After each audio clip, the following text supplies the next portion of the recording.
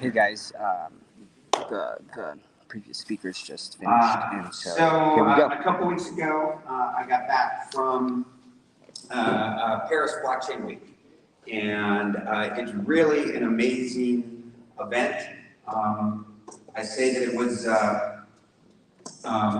one of the three best crypto conferences in the world. This isn't like a Q&A session. This is just going to be the speakers talking, kind of a small panel discussing the future of digital collectibles. So this is the MC's speaking right now. The other one he's going to introduce the speakers. Because that's where the most business gets done. I've been watching from Paris, one of the best, three best, because of the engagement with the brand. The leading brands in Paris, like LVMH, were not only there, but they're deeply engaged in the community there, and they're really driving innovation. So I think we're going to have a really interesting next panel, and they're going to be talking about NFTs and brands from their perspective. So let's give them a big hand.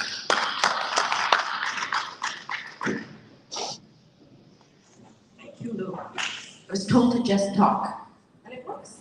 Magic. Where do you want to sit, Mike? Perfect. Hey everyone, good news. You could stop doom scrolling right now, because this is going to be riveting. I am Sharon Weissman. I am the CEO of PowerStation Studio, a creative collective headquartered in London. I run the US office. We work with a lot of big brands, figuring out the roadmap, what their digital collectives look like, where creativity meets commercial. And this is Mike Adler. Mike, do you want to talk a bit about what you do? Sure, thank you for the intro. I'm working with a company called VeVe. I've been working with them since 2018. We are one of the leading platforms for digital collectibles. Some of our biggest clients are Disney, Marvel, Warner Brothers, and Coke, and hundreds of other companies that we work with them to bring to market 3D digital collectibles. Big names. Big names. So we have 15 minutes. I have shower monologues that are longer than that. Let's try to cram everything in. We know at this point that collecting is not shopping. There's an emotional hook there. Mike works with the biggest brands on the planet, feeding the beast, figuring out how they will dip their toes into the digital world. Any learnings from the past 2 years? Yeah, I mean, if you look at the space in general, I think we're still very early on. And, you know, whether there's an NFT bubble or not, VeVe, you know, the brands that we're working with are still super engaging, and they want to be able to bring great collectibles to the market. And I think that's really where we are. I really feel that a lot of the brands that we're really working with are trying to figure it out, just like we are. And, you know, it takes time. You can't look at something after 2 years and say, did it work or didn't work. For us, collecting has been around for thousands of years, and people are going to continue to collect. Digital is a major, major aspect of how people can collect in the future. If you look at the youth, they're not going to stores, they're not buying physical stuff. They're going to Roblox, they're going on Fortnite, and they're spending a lot of money on digital goods. And a clear example is an 11-year-old son who comes to me every single week, and he's like, Dad, I need $50 for Roblox. I'm like, dude, you gotta chill out. I'll go to a store. Last week, I went to Target, I bought him a card. I came home, he was so excited, he ripped it up. He lost the code. It took me 3 hours to calm him down. I'm like, it's $10, I'll go on. I'll put $20 on for you. So it's crazy. It is an emotional hook. Like if he would have lost $10, it would be less tragic. Right? Because he's not emotionally invested in it. In the room, who's a collector? Raise your hands. Awesome. Not surprising, mostly men. There's something nostalgic. There's a psychological component to it. And Jeffrey shows that 1 in every 4 men, 1 will become a digital collector as well. So if you're collecting something in real life, you're more receptive to that bridge into the digital, and as generations continue, that line will blur, right?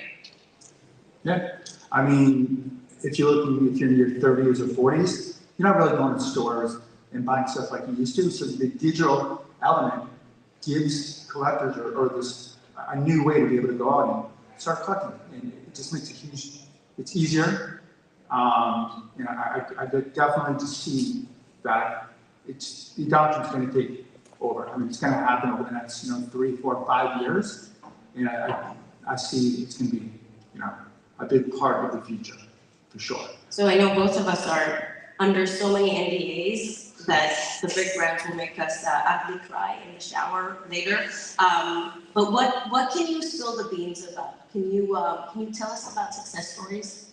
Yeah, I mean, if you look at some of our IP, Disney's, Marvel, Warner Bros. Of the world, but we've done over 8.5 million minted collectibles, and that's a huge success in a 2-year period.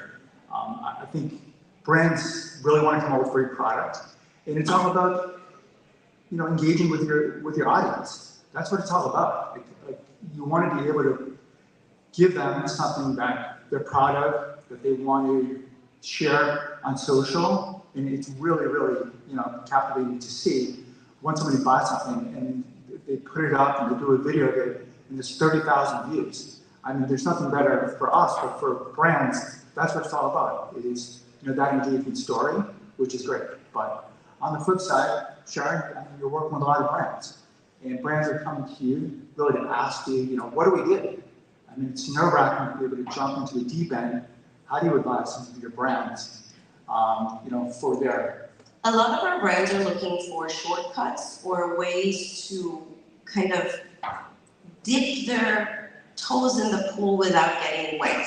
They ask us to metaphorically design, a flamingo floaty so they can kind of, get into the pool without touching the crypto madness.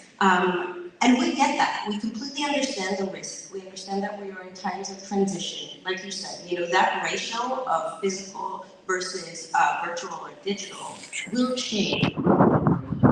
But right now, at this point, you can't ignore the fact that we want to bring collectible to the masses. We want to lower the price point. We want to engage the fan, surprise and delight them in every corner. And that's why we're of the mentality, our philosophy is really and, not or. So it's about, having a physical and a digital. Yes, have it on your phone, in your wallet, and carry it around in your pocket, and flex it in real life, and take a picture of it, and share it on social, and then project it on the wall, and then put it on a t-shirt and show it to the world. So for us, it's and, not or at any point. But is there a way, do you think digital collectibles are here to stay for good? I mean, 100%. I mean, collecting has been around for so many years, and we're just learning that most of our brands are still pushing us, to not just come up with new drops, but to push the envelope, cut out some cutting-edge new products. And if you look at the way collecting is, people love not just collecting stuff, but we rolled out a new MCP program, which is the Master Collector Program, and you want to complete your steps. You want to be able to engage, and I think it's a big part of the future. And look, like I said, with Roblox and Fortnite, digital collectibles are just a market. It's $1 billion market, and it's just continuing to grow. And I just don't see it's going to slow down anytime soon. We agree with that.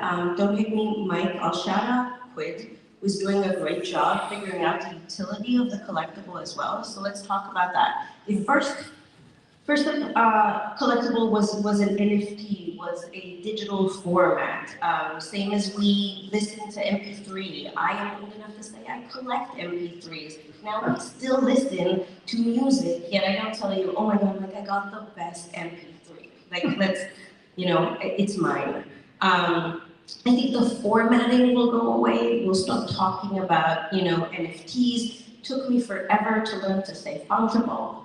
That will start going away, and in all our clients' decks, we actually pluck out the word NFT. That's the truth. We replace it with digital assets. Does anyone else in the room stop saying NFTs in their pitches? yeah, kind of became kryptonite, right? In a way you say that, and the bigger the brand, the more scared they become. So not to say that the format will go away, but the lingo will change. We'll start calling it digital collectibles, digital assets. Some of our clients are making up new acronyms, which I think is cool. Like, call it whatever you want. At the end of the day, to Mike's point, you want to collect something, you're emotionally invested, you're a fan, and you want to start engaging on multi-levels when it comes to media. I mean, from day one, VeVe has always been about collectibles. The founders are diehard collectors, and David Yu, who's the founder, when he started collecting things, look, he'd buy 3 of them. One to keep, one to speculate, and one to trade. I think that's what it's all about. And every single collector is different. And I think that's really a big part of it. And look, collecting's in people's natures. Look at trading cards. I mean, for years, when I was younger, I bought baseball cards. I still have them. Even tickets, every single game I've ever gone to, even all my Red Sox games, I kept every single ticket still. So now what am I going to do with that? I put it on the wall. If it was digital, it'd be so much easier to be able to share it. And there's so many things you can do from a digital standpoint. And I think more importantly is digital collectibles opens up a world to people who can't get to the store and buy things, especially with some of the things that we're doing. For example, our comic books. We've minted 4 million comic books, and it really replaces the fact that, look, if you want to go and buy an ultimate rare comic book that costs $2 million, there's no way you're going to be able to get that. So our platform gives them the opportunity to be able to get comic books, store them, read them in a much more efficient and user-friendly way. I agree. Lower the threshold, the price point, accessibility, and bring collectibles to all, right? Just an observation. I think we skipped Web 2 in a way when it comes to collectibles. We collected Web 1. I used to collect stamps. And then now we're collecting mintable opportunities, right? But what about Web 2? Is there a space for digital collectibles that are just digital, where I could still have them? And then is it the collectors? Do you guys think it's the collector's right to mint something? Raise your hand. Don't be shy. No. Okay, so not everything needs to be minted. I mean, that's an interesting point to dwell on. Do you guys see in the future, I mean, down the road, you just sell collectibles, or are you keeping on the mintable path? Yeah, I think mintable path, collectibles, and for us, like Web 2, it has been our showrooms.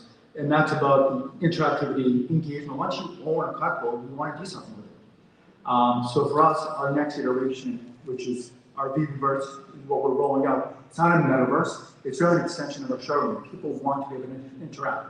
If we came out with a Lamborghini drop, fully 3D, interactive, you can open up an AR, you can drive it around, and that's what it's all about, is being able to interact and engage. I think that's really important. Right. I think that's a big part of the digital nature. And that's the beautiful part of Web3, where I think that eventually the ratio will be where most collectibles are minted, because you want them animated in one way or another. You want to play with them in different metaverses or digital worlds. You want to flex them in showrooms where people will come in. You want to operate them like drive your Lamborghini around, even if you can't afford one in real life, right? It all comes down to that emotional peak when you used to bring someone to your room and show them your Fender or a cool poster that you collected. That will continue to happen. It will just be pixelized, and you could carry it with you anywhere. I know that we, as a creative collective, want to make sure that we're helping our brands bridge over and have the right assets to then easily kind of get into the deep end with digital collectibles. And that means creating a style guide that isn't only vectorized art and assets that you could use in real life, but in a way, also digital collectibles in case you want to do a marketing campaign, you want to do stickers on Instagram, you want to make sure that if you launch a Roblox game, you can give your partners the right assets to start operating in the Web3 world.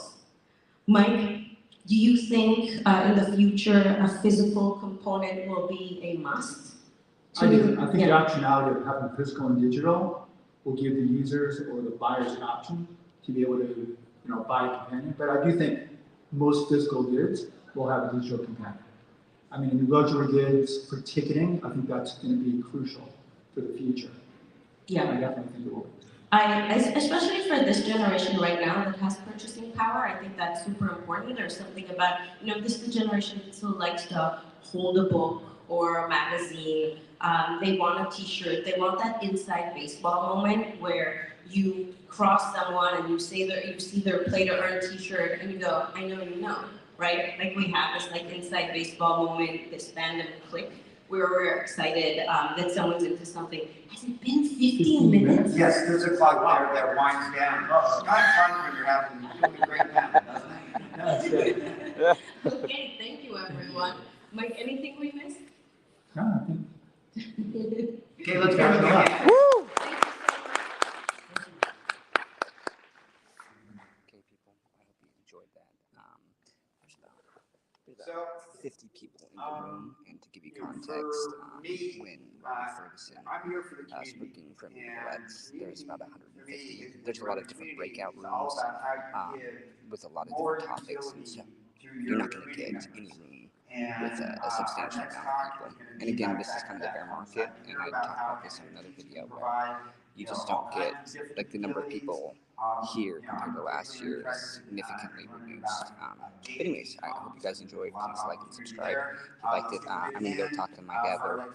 It was awesome. So, thanks everyone.